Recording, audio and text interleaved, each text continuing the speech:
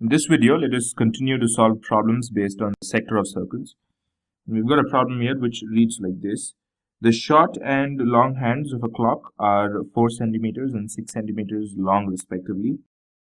Find the sum of distances traveled by their tips in 2 days, right? So the short hand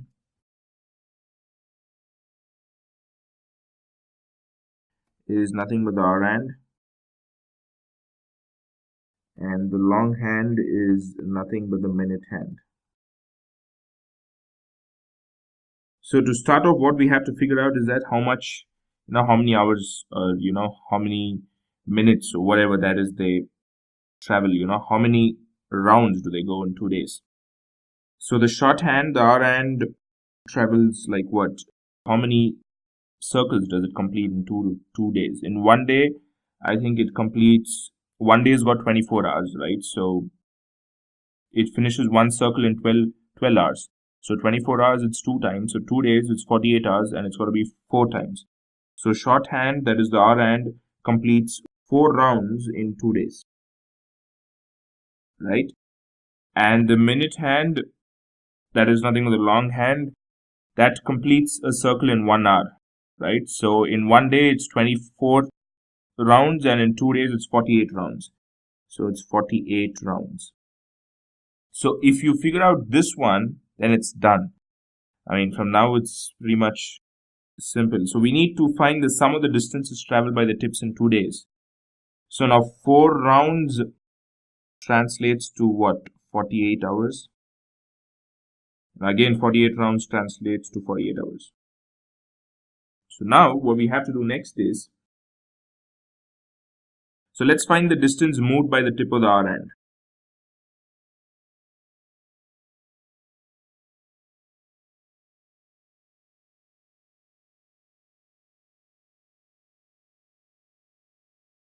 So the distance moved by the tip of the hour hand is 4 times the circumference of a circle of radius 4 centimeters, because the short hand corresponds to 4 centimeters and the long hand corresponds to 6 centimeters here, right?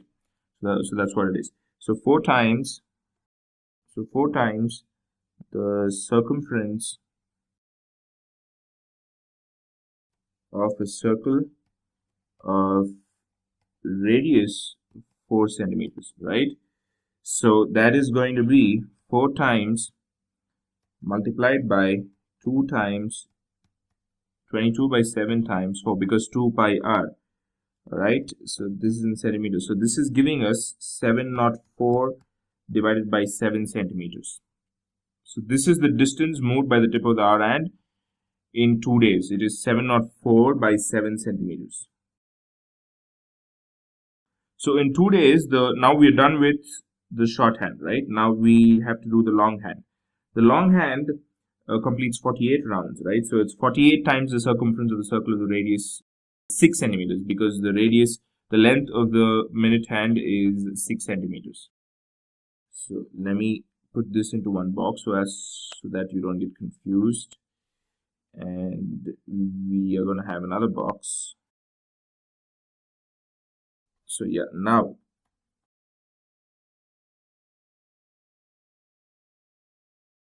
distance moved by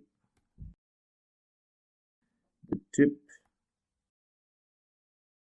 of the minute hand. So this is 48 times the circumference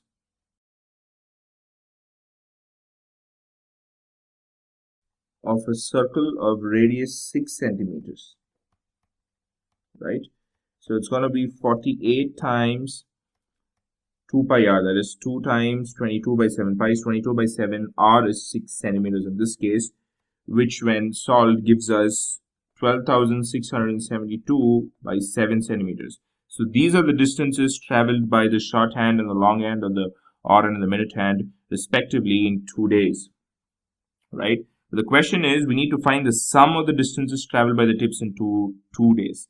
So the sum of the distance traveled is sum of distances traveled in 2 days is 2 days by the tips of the two ends of the clock is obviously, add these two distances. That is 704 over 7 plus 12,672 by 7. So since the denominators are the same, 704 plus 12,672, the whole by 7. So you solve this, you end up with 1910.85 centimeters, right? This approximately converts to what, almost, so this makes how many meters? So you got 100 centimeters is 1 meter. Somewhere around like 20 meters is what it travels in 2 days, the total sum of the distance. Well, you can do those calculations. Just convert the centimeter into meters if you want to know what is it. I hope I was right doing that calculation by saying 20 meters. Because 100 centimeters would be 1 meter, so that would have been 2. Yeah, it should be 20 meters. Somewhere close to 19.1 meters or something like that. So this is the total distance traveled by their tips in 2 days. So pretty simple, not really. I mean, once you figured out this one, I think it was pretty simple because, here they weren't like 3 minutes, 4 minutes and all those things to go into the details, depths of clock points. So before we conclude this video, let me solve another problem. So we've got another question here which says this: find the area of the sector of a circle with radius 4 centimeters and of angle 30 degrees. Also find the area of the corresponding major sector. Use pi equals 3.14. Well, the first part of the question is like pretty simple. We just need to find the area of the sector of a circle with r 4 centimeters and angle, that is theta, 30 degrees. The whole point here is to, find the area of the corresponding major sector. So that means what? Say, for example, we've got a circle like this, okay?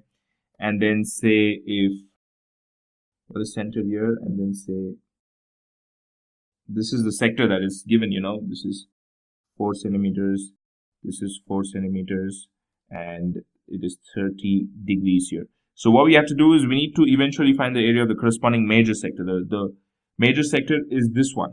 Right, say if we named it, it would be, this is O, this is A, this is B, and say this is C. We need to find OBCA is what we need. OBCA is what we have to find. To find that, we need to know the area of the entire circle and then the area of this sector. And then all you have to do is just subtract this sector's area from the total circular area to arrive at the area of the corresponding major sector. Nothing much, nothing very complicated here. So let us first collect the data and, write it down. Theta equals 30 degrees, and then we've got r equals 4 centimeters. It says use pi as 3.14. So therefore, now we've got this data, so we can go ahead and find the area of sector OAB, which is nothing but pi r square theta over 360, and this should be 22 times r is 4, so 4 times 4 multiplied by 30 degrees divided by 7, because 22 by 7 multiplied by 360. So 3 goes 12 times here, and then we've got 2 times 2, 2 times 6, 2 times 2, 2 times 3. So this is what we've got. So when you calculate this, when you solve this, you end up getting 4.19 centimeters square. So the area of this sector here, that is OAB, is 4.153 centimeters square. So what we have to do is find the area of the corresponding major sector. For that, we have to find the area of the entire circle. So now, area of the circle is nothing but pi r square, right? So pi is 3.14, 3.14 times 4 times 4, which is nothing but 50.24 centimeters square. So the area of the corresponding major sector would be,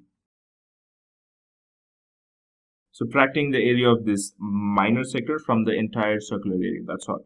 So it's going to be 50.24 minus 4.153, which is 46.08 centimeters square. So therefore, the area of the corresponding major sector is exactly 46.08 centimeters square. So all that you have to do is find the area of this sector and find the area of the entire circle. Subtract the smaller area from the bigger area, and you get the area of the major sector, that is this. This ends this video. I'll see you in the forthcoming videos with more problems.